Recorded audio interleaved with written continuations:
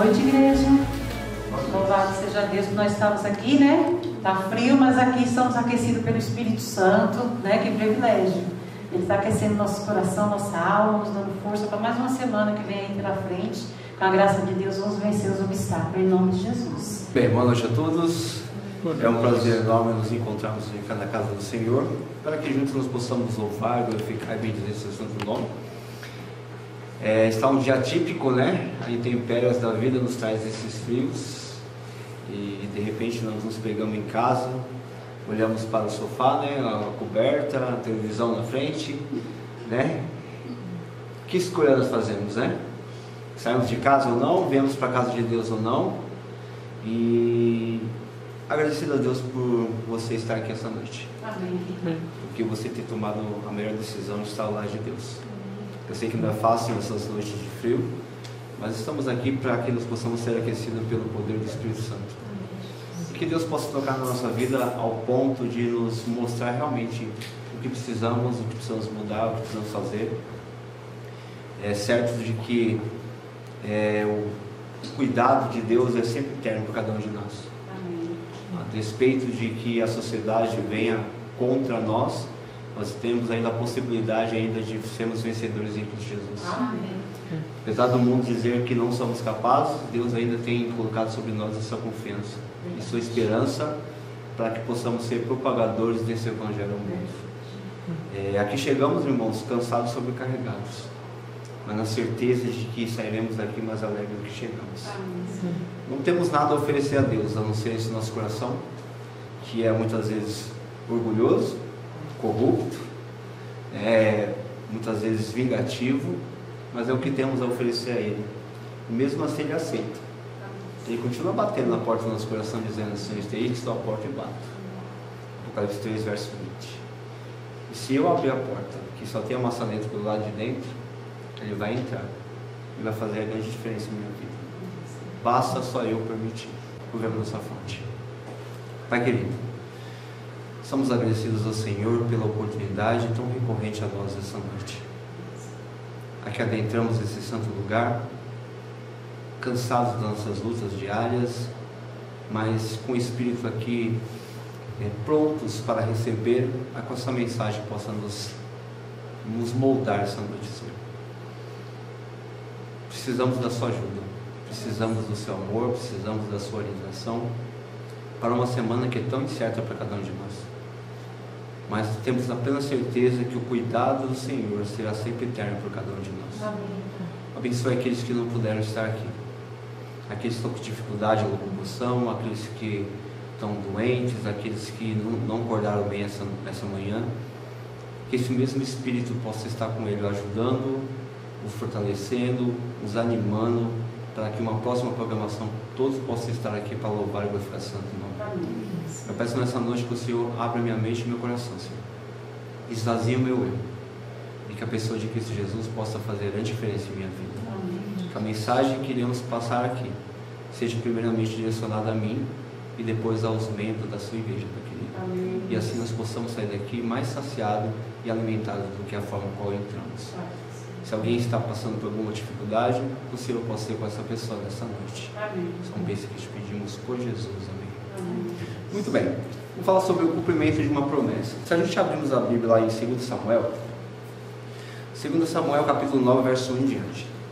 O tema desse sermão é o cumprimento de uma promessa. Podemos ler então? Sim.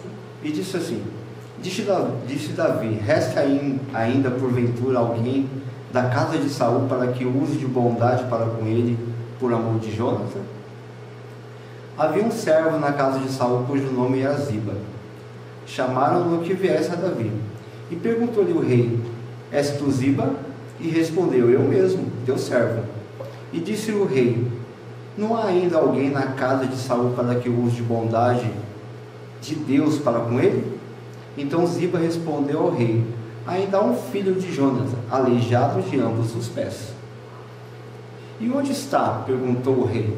E Ziba lhe respondeu: está na casa de Maquir, filho de Amiel, em Lodebar. Então mandou o rei Davi trazê-lo de Lodebar, da casa de Maquir, filho de Amiel. Vindo Mefibosete, filho de Jonatã, filho de Saul, a Davi, inclinou-se, prostrando-se com o rosto em terra, disse-lhe Davi: Mefibosete. Ele disse: Eis aqui teu servo. Então disse Davi: Não temas, porque usarei de bondade para contigo por amor de Jonatã, teu pai, e restituirei toda a terra de Saul, teu pai, e tu comerás pão sempre à minha mesa. Muito bem, até aqui, depois a gente continua. Irmãos, nesse texto que acabamos de ler, essa cena nos traz um aspecto de quê? De bondade, de amizade, de afeto, de compaixão. Davi, alguns anos atrás, tinha feito uma promessa, que se encontra lá em 1 Samuel 20, do verso 14 ao 17. Depois a gente vai ler para a gente confirmar.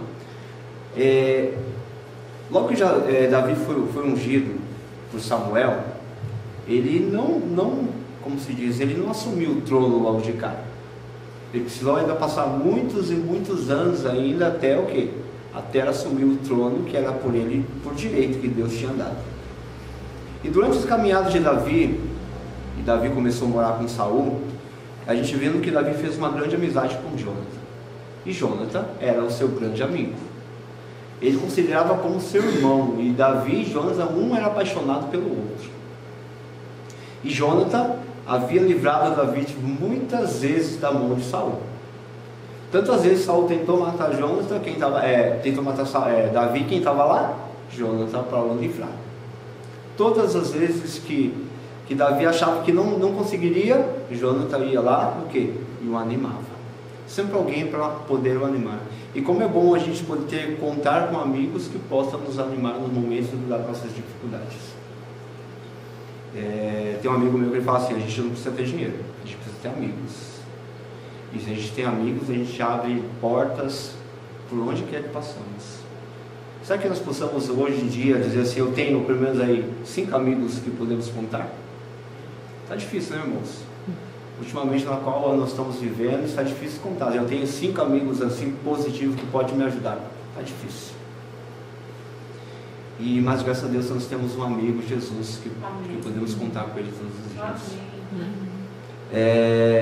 E a gente vemos que essa história, irmãos, ela é algo maravilhoso. Eu acho fantástico a história de Davi e Saul, no sentido de que Davi, ele sempre foi direcionado a ele a um trono, mas ele nunca, como se diz assim, brigou por esse trono. Ele deixou que Deus o encaminhasse nas circunstâncias da vida para que chegasse até esse trono.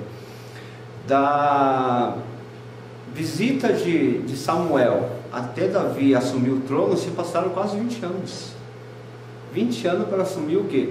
Uma posição que era dele por direito. A gente viu as histórias de Mefibosete. Onde Mefibosete entra nessa história?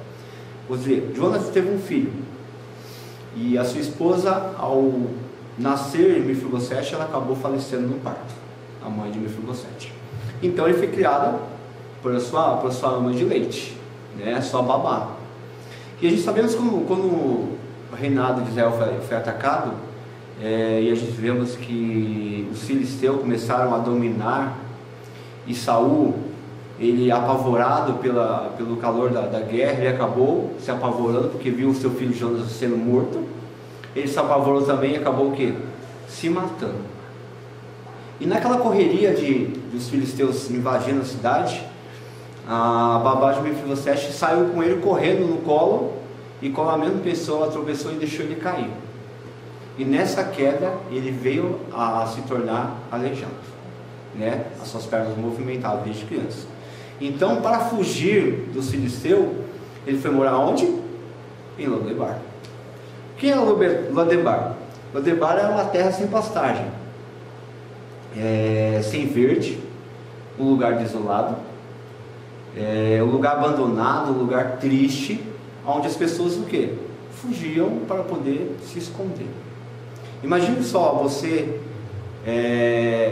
quem era o real rei para poder assumir o trono depois de Saul? Não seria Davi. Se você olhar humanamente falando, seria quem? Mefibosete. Porque se Jonas estivesse vivo, Jonas que assumiria o lugar. Mas como Saul e Jonas morreram, Mefibosete seria o quê? O herdeiro desse trono.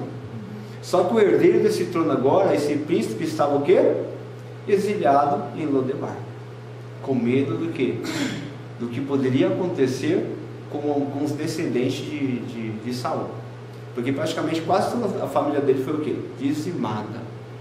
Você vê aqui no capítulo 9 que Davi ainda faz a pergunta: há alguém ainda da casa de Saul para que eu possa usar de misericórdia do Senhor? Então, se a gente vê um texto aqui que mostra que a família todos tinham sido já o quê? Mortos, né? E o único que restava de sangue era quem? Mefibosete. Davi tinha acabado suas guerras, ele estava sossegado. Sabe aquele momento que o rei tem como reflexão agora e começa a pensar tudo o que ele já tinha feito na vida dele? Ele já tinha trago a arca do Senhor para Israel, depois de tantas tentativas. Se você olhar os versos anteriores, ele já tinha lutado muitas guerras. Agora o reinado de Davi estava naquela paz, e quando dá aquela paz com o reinado, ele começa a refletir sobre sua vida até ele chegar ali, e ele lembra da promessa que ele havia feito para Jonathan. Então vamos ler a promessa para a gente poder entender o contexto. Mantenha sua Bíblia aberta aí em 2 Samuel 9, marca aí e vai lá para 1 Samuel capítulo 20. Só voltar um livro na frente, um livro só. 1 Samuel capítulo 20.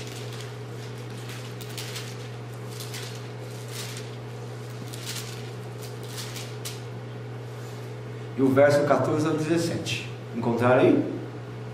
E diz assim, ó: se eu então ainda viver, porventura não usarás para comigo de bondade do Senhor, para que não morra? Isso aqui Jonas está falando para Davi. No verso 15: nem tampouco cortará jamais da minha casa a tua bondade, nem ainda quando o Senhor desarraigar da terra todos os inimigos de Davi. Assim fez Jonathan aliança com a casa de Davi, dizendo: vingue o Senhor os inimigos de Davi.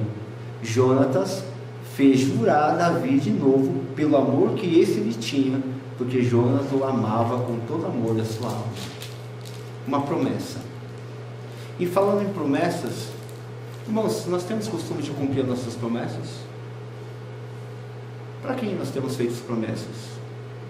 Né? Aquela viagem que nunca sai, né? Vou pintar a casa e nunca pinto. Promessas, são pequenas promessas, né? Promessas aos nossos filhos: ó, filho, eu vou te dar. A gente vai prometendo, vai postergando. E muitas vezes nós esquecemos das promessas. Pode falar. Você falando de promessa aí, meu filho mais velho, eu prometi o celular para ele quando ele tinha 9 anos, porque toda vez que o pai dele dava um celular para ele dava para mim. Ele dizia assim: mãe, você precisa mais que eu. Então ele me dava. Eu falava assim: filho, um dia a mãe vai te dar um celular. Isso passou anos, né? Aí quando eu pude dar um celular para ele, ele chegou na loja. Eu falei: filho, vai lá escolher o celular que você quer. Ele olhou para mim e falou assim: não, compra um para você e fica com o seu. Então é justamente isso aí. A gente faz a promessa e leva anos e anos para poder ser cumprida, né? Para cumprir a promessa. É verdade. E muitas dessas promessas nós esquecemos, irmãos.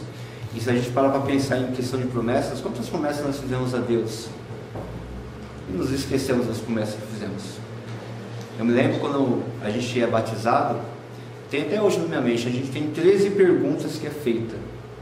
13 perguntas quando a gente está aqui diante das pessoas, e o pastor faz a primeira pergunta, são 13 perguntas. E a gente fala sempre o quê? Sim.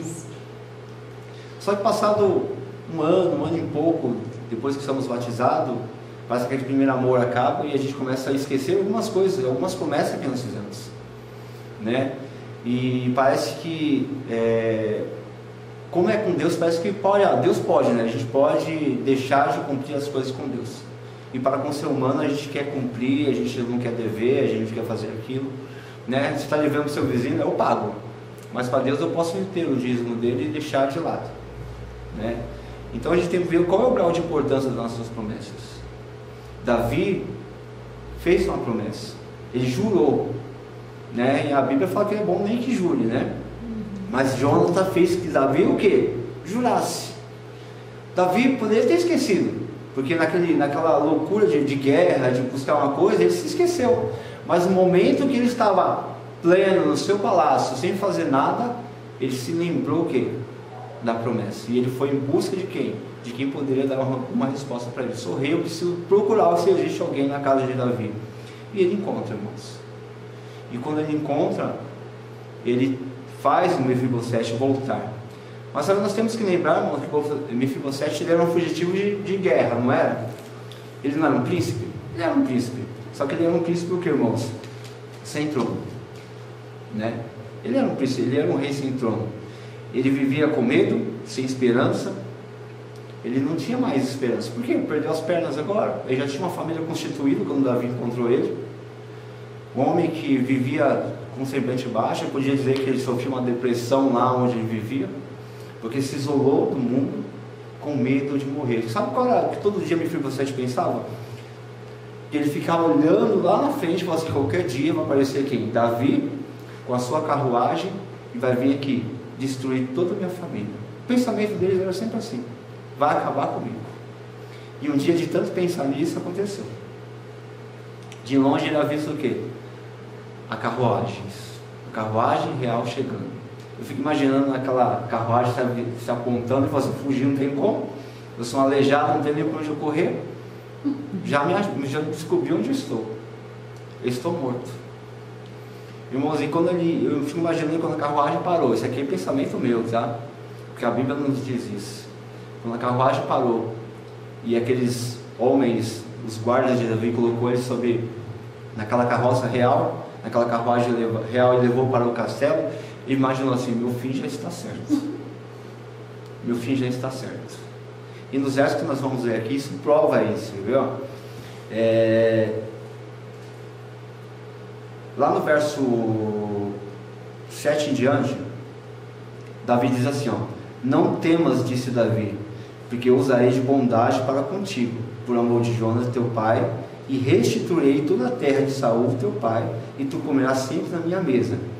Então inclinou-se e disse: quem é este teu servo, para que te olhes para um cão morto tal como eu? Viu quando eles já se consideravam? Se consideravam um cão morto já.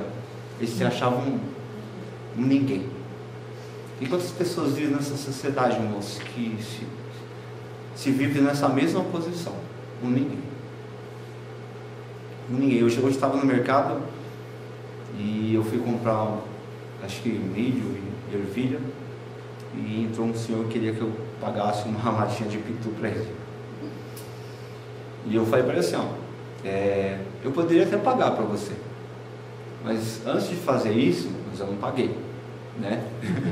Antes de fazer isso, eu preciso falar algumas coisas para você. Eu falei assim: eu sou vítima disso. Eu falei assim: eu carrego traumas por causa do negócio de alcoolismo. Até hoje, eu falei para ele, até hoje eu carrego traumas porque meu pai é alcoólatra. Eu falei para ele. Eu falei assim: você tem família? Ele falou assim: tenho mãe, irmãos, esposa, filhos, um trabalho. Eu falei assim: então, você tem tudo isso. E eu falei assim: será que vale a pena você trocar tudo isso por essa latinha de cachaça que você está tomando agora? Eu falei assim: é um caminho sem volta. Eu falei assim: é uma prova viva disso. Ele já começou a chorar assim quando eu comecei a falar para ele. Eu falei assim: é uma prova viva disso. Será que vale a pena, irmãos, trocar tudo? Eu falei: será que você não tem alguém no seu lar que ama você? Será que os seus filhos não estão te esperando? Como eu ansiava toda vez que eu via meu pai, que queria ver ele, o som, e não conseguia ver. E fui falando essas coisas para ele, ele desistiu. Pegou a latinha e desistiu. Eu falei assim: o único que pode resolver a situação da sua vida é você e Deus. Mas se você não der o passo e permitir que Deus trabalhe na sua vida, você nunca vai sair da sua vida sua. Eu falei assim: eu estou falando para você porque eu sou vítima disso.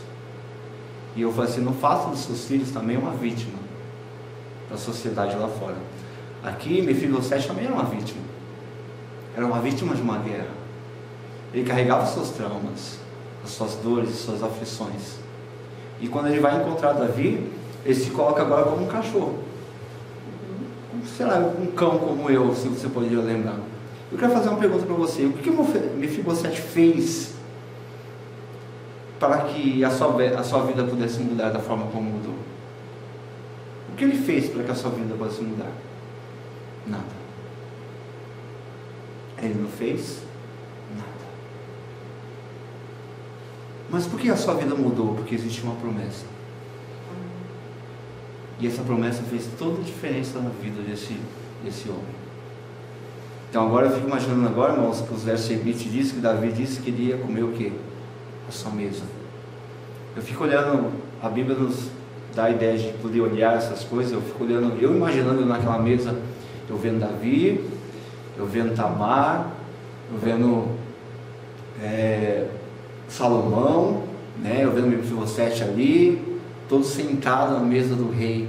Eu fico imaginando o que o rei comia. O que ia numa mesa de um rei, irmãos? A gente não tem ideia, né?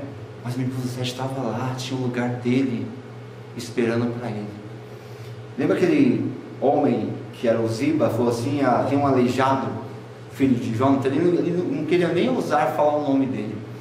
Olha o que Davi fala para ele, lá no verso 9. Chamou Davi a Ziba, o servo de Saul, e disse-lhe: tudo o que pertencia a Saul e de toda a sua casa dei ao filho do seu senhor.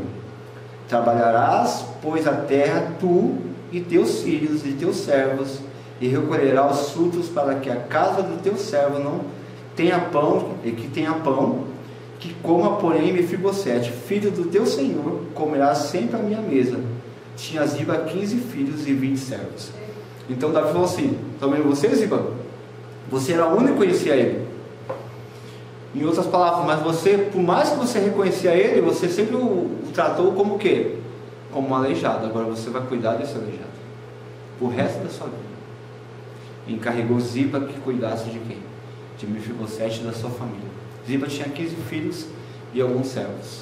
E eu passei um momento e eu passou a cuidar.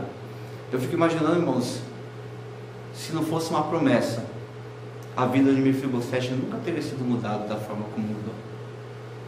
Eu e você também somos frutos de uma promessa. Ou não somos? Sim. Somos frutos de uma promessa. Antes mesmo desse mundo ser formado, irmãos, Deus havia feito uma promessa. E Ele cumpriu essa promessa. Quando Ele morreu na cruz do Calvário. Não somente quando Ele morreu, que ao terceiro dia Ele ressuscitou para nos garantir o direito à vida eterna. Essa promessa foi feita a mim e a você. Antes mesmo que eu e você existíssemos, a promessa foi feita. E se Jesus não tivesse cumprido a promessa? Que sentido teria estar aqui hoje? Que sentido teria sair da nossa casa nesse tempo frio para vir aqui na casa de Deus ouvir essa palavra? Sem sentido nenhum, sem fundamento nenhum. Eu e você somos o fruto de uma promessa, irmãos. E diz assim, que nós precisamos, irmão, sair de Lodebar, porque você pertence a um palácio. Quando eu falo Lodebar é o mundo. Nós precisamos sair do mundo, porque eu e você pertencemos a um palácio. Você só vai encontrar desilusões e sofrimentos. Sai de Lodebar porque lá não tem esperança nenhuma para a salvação. Sai de Lodebar porque ela vai em direção a um relacionamento ao contrário de Deus.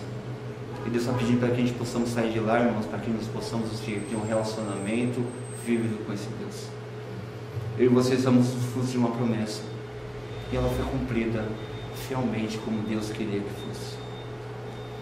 Hoje eu e você temos o direito a uma salvação. Só que eu e você precisamos dar os passos de esperança em busca disso. Cristo já fez a sua parte. E eu e você precisamos fazer a nossa. Não é fácil, irmãos. Eu não sei o que você tem vivido no seu lar. Como se diz assim, debaixo de um teto a gente não sabe o que acontece. Só você sabe a dor que você sente. E o Deus também sabe a dor que você passa. E é um Deus que se importa com você. É um Deus que se interessa por você. Por mais que você diga, Senhor, minha vida não tem sentido nenhum, e Deus continua insistindo com você. Apesar de não entendermos e não compreendermos o plano divino, Ele se interessa por nós, irmãos. Deus poderia passar essa responsabilidade da pregação do Evangelho para os anjos, mas assim Ele não quis. Deus quis valer da nossa ajuda, não que Ele precise dela, mas Ele quis valer da nossa ajuda para que nós possamos tocar corações de seres humanos. Só o amor pode tocar corações. Só o amor pode quebrar essa barreira intransponível de escuridão que o inimigo tem colocado nesse mundo. Há momentos que não queremos nem sair de casa, irmãos. Há momentos que a gente não tem coragem nem de orar. É nesse momento que Deus nos pega nos braços e diz: filho, estou com você. Estou com você. Não desista. Não desista. Insista. Irmãos, falta pouco tempo para que isso voltar. Muito pouco. Logo, logo o relógio dá as 12 badaladas. Nós precisamos estar diante de Deus. Que Deus possa nos transformar nessa noite. Possa nos ajudar numa semana que é tão indiferente para cada um de nós. E nós possamos entender e compreender que Deus é um Deus cumpridor das suas promessas. E que a partir de hoje eu e você também possamos cumprir as promessas, por mais pequena que ela seja, por mais insignificante que ela seja. Mas ela pode mudar o destino e a vida de alguma pessoa. Se Davi não tivesse cumprido a sua promessa, Mefibosete nunca teria saído de Lodebar. A sua vida dele nunca teria dado 180 graus de virada, né? Ele mudou. Do nada ele se tornou agora um tudo. Porque alguém se lembrou de cumprir a promessa. Se eu e você tivéssemos, irmãos, cumprido as nossas promessas que nós tivéssemos feito a Deus, nós já teríamos mudado muitas vezes muitas pessoas. E principalmente a nós. Se hoje nós nos encontramos na forma que nós nos encontramos na igreja, que alguma coisa possa mudar em nossa vida. Quando Jesus teve um encontro com aquele jovem rico, lembra da lição que nós estudamos na lição passada? Jesus perguntou: alguma coisa te falta? O que nos falta, irmãos? O que nos falta? O que nos falta? Nós temos que entender, irmãos, que Deus está disposto a nos dar tudo. E a questão não é o tudo que Deus nos dá, mas o quanto cabe nas suas mãos. Tiago 3, verso 4 diz: pedis e não recebeis, porque pedimos para os seus próprios deleites. Então a gente muitas vezes pedimos a Deus e não recebemos. Por quê, irmãos? Porque não sabemos pedir. Nossos pedidos sempre são egoístas. E são, irmãos, parece que não é, mas sempre são egoístas. Quando eu e você oramos, isso é natural, tá? É para todos. Quando eu e você oramos, a primeira coisa que nós lembramos é da nossa família. A segunda coisa que nós lembramos é da nossa família. E não é assim?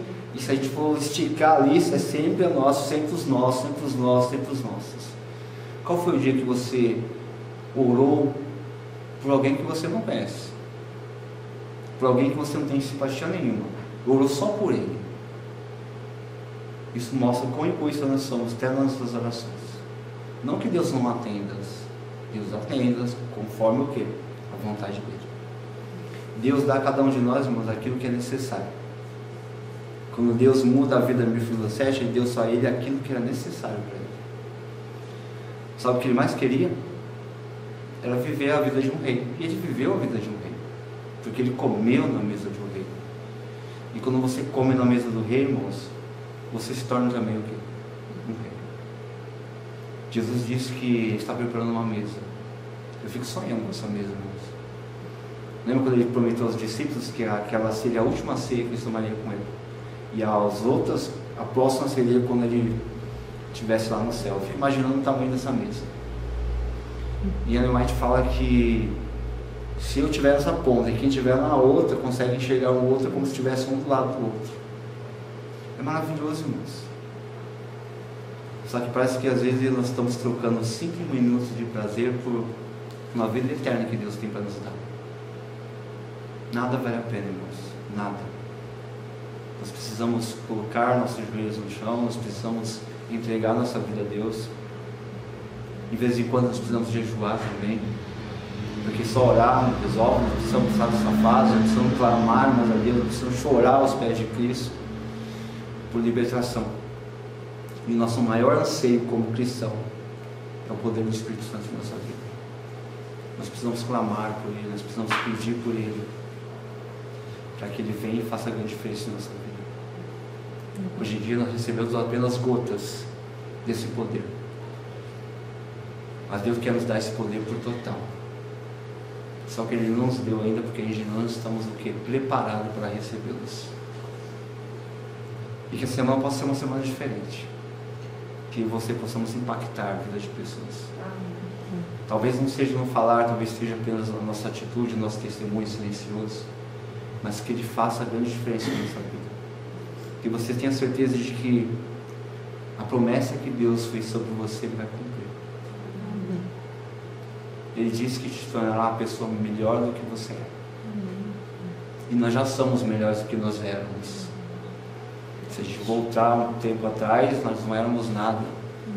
Nós éramos como um Mefibosete, né? Como um cachorro, um cão morto. E Ele nos resgatou.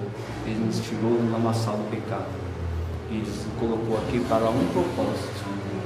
Para sermos instrumento na mão dEle. Para tocar a vida de pessoas que vivem nesse período. Há pessoas lá fora que dependem de mim e de você. Há pessoas lá fora que apenas querem uma atenção. Como o rapaz de hoje queria apenas uma cachaça, mas... E que tem orado a Ele para que Ele possa ter a lucidez de decidir. Porque muitas vezes é esse tipo de escolha que vem em nossas mãos, irmãos. O que eu decido? E às vezes o pecado é tão grande sobre nós e a gente não temos capacidade de decidir nem de definir o que realmente queremos. E que Deus possa nos ajudar a ser cristãos verdadeiros. Um céu está sendo preparado para mim e para você. E o céu não terá sentido se você não estiver lá. Se eu não estiver lá. Se o meu vizinho não estiver lá. Se minha mãe não estiver lá. Se os parentes de vocês não estiver lá. E talvez para eles eu sou a única Bíblia aberta que eles têm para poder ler. Então depende de nós, irmãos. Recai sobre nós uma grande responsabilidade como cristão. É ir e pregar o Evangelho. Que Deus nos abençoe sempre. Eu desejo minha oração nessa noite. Amém? Oremos então. Santo, Santo, Santo e eterno Deus que dos céus habitas. Amém, Senhor. Muito obrigado, Pai querido, pela oportunidade sempre presente diante de nós. Pelo privilégio de podermos abrir a Sua Santa Palavra, de compreendermos o que o Senhor quer nos mostrar. Nós sabemos que nós também somos fruto de uma promessa, a qual o Senhor, antes mesmo da fundação do mundo, o Senhor já havia prometido. E o Senhor cumpriu no tempo do Senhor. E nós somos as consequências desse ato salvífico do Senhor. E aqui estamos, Pai querido, porque através da Sua palavra ela nos alcançou e nos trouxe aqui. Ela mudou a nossa vida de um giro de 180 graus, do lamaçal do pecado ao qual nós vivíamos. Nós estamos aqui na casa do Senhor Jesus. Amém. Obrigado por tudo, Pai, que tem feito em nossas vidas. Nos ajude a cumprir as nossas promessas. Nos ajude a fazer a Sua vontade. E nos perdoe e tire de nós aquilo que o Senhor não colocou. Amém, Senhor Jesus. Que o poder do Espírito Santo Ele venha fazer grande diferença em nossa vida. Que Ele possa adentrar no nosso coração, mexer com as nossas estruturas, ao ponto de reconhecermos que sem Ti nós não somos nada. Sim, Deus. Ajude-nos a ajudar as outras pessoas a enxergar o Senhor através de nós, Pai. Amém. Que nós possamos ser um canal de bênção, um cheiro de vida para a vida, Senhor. Amém. Que nós possamos falar palavras que edificam, não que destruam. Que nós possamos ser talvez a única Bíblia aberta com uma pessoa para poder ler, Senhor. Perdoa-nos, nos ajude, Pai, a nos transformar a cada dia, a nos entregar. Em nome de Jesus nós te pedimos e agradecidos somos. Amém.